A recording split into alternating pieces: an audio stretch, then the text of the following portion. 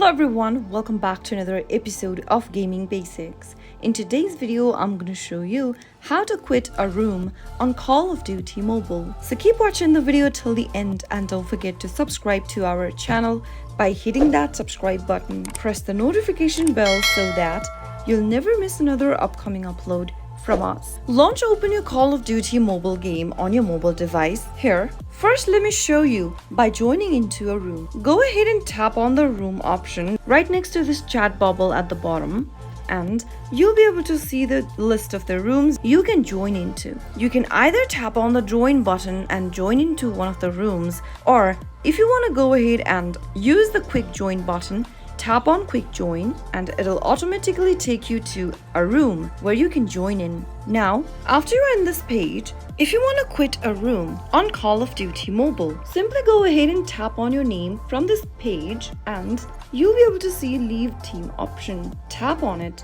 in order to leave the room on Call of Duty Mobile. That is how you can easily quit a room on Call of Duty.